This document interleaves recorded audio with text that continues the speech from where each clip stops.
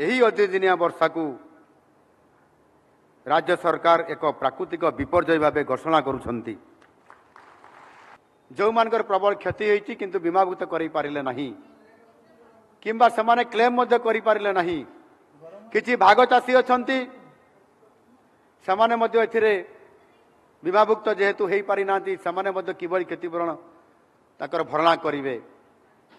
जीए पनिपरिबा चाषी सीए पंजीकृत हो पारि नांती ताकर मध्य व्यापक भाव में क्षय क्षति होती आपण माने समते निजे अनुभव करिसंती एवं गणमाध्यम रे मध्य आपण माने विभिन्न प्रकार नष्ट होइतिबा पनिपरिबा देखैछंती। एवं आपनकर जो माने कपा चाष करुछंती जीए पानपत्र पान बरज करिसंती कृषि मंत्री निजे पानपत्र धरिकी आसीथिले एवं जो दिन आमर मंत्रिमंडल स्तरीय बैठक थिला से दिन पानपत्र आमको देले से पानपत्र गुड़िक नाली हो जाइए। ये समस्त प्रकार चाषी जो हताशकूल हवा परिस्थिति भितर सबु चाषी को मध्य बीमाभुक्त करा जाई नाही एवं तांकु मध्य आमे क्षतिपूरण देबारे से क्षेत्र में आमर जहाँ आमर रिलीफ कोड रे जहाँ अच्छी से अनुसार आमे समान को कवर करि पारु नाहु। आउ सेथिपाई चाषी आम पाखरे निवेदन करथिले जे आमे तो फसल बीमा माध्यम रे पंजीकृत करिनाहु कि आमे भाग चाषी अछु किबा आमे पनिपरिबा चाषी अछु किबा आमे कपा चाष करिछु पानपत्र करिछु पान बरज करिछु आमको मध्य क्षतिपूरण दिया जाऊ बोली सरकार ये अदिनिया वर्षा को जेभली भाव रे सामना करिया पई पड़िला एवं आम सरकार सेथिपाई आम पाखरे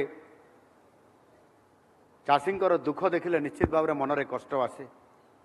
आमे भी समस्ते चाषी परिवार रू आसीचु निजे कृषि मंत्री जने चाषी आ वास्तविक मुझे प्रथम दिन रू ही आमे प्रथम रिव्यू करलु तापरे मु संपूर्ण भाव में मंत्रिमंडल टीम को जीवा पाई कहली जे सरकार आउ लोकसभा भवन रे रहिबे नाही समस्ते चाषी मानकर पाख को जीवे चाषी खेत को जीवे एवं सेठी चाषीर क्षति देखिबे।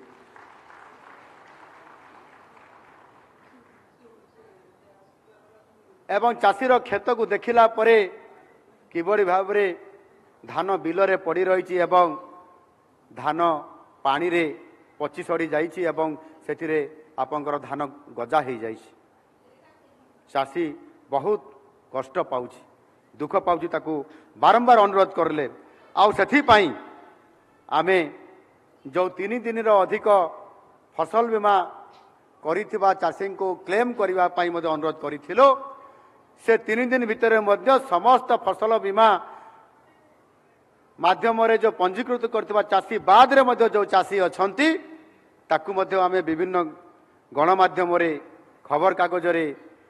सरकारी अधिकारी मानक माध्यम रे सूचना प्रदान करिथिलु